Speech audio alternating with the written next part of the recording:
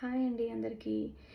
ఈరోజు మనం bank of start arrival check list గురించి డిస్కస్ చేసుకుందాం. Bank of start arrival check list అంటే మన కొత్తగా వచ్చే స్టూడెంట్స్ కానివ్వండి, వర్క్ పర్మిట్ హోల్డర్స్ కానివ్వండి, మనం ఏ డాక్యుమెంట్స్ అప్లై చేయాలి రాగా అనేది ఒక డౌట్ ఉంటుంది. ఫస్ట్ మనం చేయాల్సింది బీసీఐడి అప్లై చేయాలి, నెక్స్ట్ ఎంఎస్పీ, దాని తర్వాత కంపాస్ కార్డ్ అనేది ట్రాన్సిట్ కార్డ్ లాంటిది.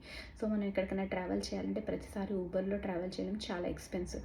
సో మనం ఇది స్కై ట్రైన్ స్టేషన్స్లో కానివ్వండి, 7-Eleven స్టోర్స్లో, లండన్ డ్రగ్ స్టోర్స్లో ఈజీగా మనకి అవైలబుల్గా ఉంటుంది, తీసుకోవచ్చు కంపాస్ కార్డు. నెక్స్ట్ మనం చేయాల్సింది సిన్. ఈ సిన్ అనేది ఇండియాలో పాన్ కార్డ్ లాంటిది. సో ఇది చాలా కాన్ఫిడెన్షియల్, ఎవరికి కూడా షేర్ చేయొద్దు. సో సిన్ కూడా అప్లై చేసుకోండి. నెక్స్ట్ మనం చేయాల్సింది బ్యాంక్ అకౌంట్ ఓపెన్ చేయాలి. ఇక్కడ మనకి ఆర్బీసీ, సిఐబీసీ, స్కాషియా బ్యాంక్ చాలా బ్యాంక్స్ ఉంటాయి. సో స్టూడెంట్స్కి చాలా మంచి ఆఫర్స్ ఇస్తారు. మంత్లీ ఫీ ఏం ఛార్జ్ చేయరు. వర్క్ పర్మిట్ హోల్డర్స్కి అయితే 1 year ఎక్సెప్షన్ ఉంటుంది. దాని తర్వాత మంత్లీ ఫీ ఛార్జ్ చేస్తారు. సో మీరు చూస్ చేసుకొని బ్యాంక్ అకౌంట్ ఓపెన్ చేయండి. నెక్స్ట్ మనం చేయాల్సింది సిమ్ కార్డ్ తీసుకోవాలి.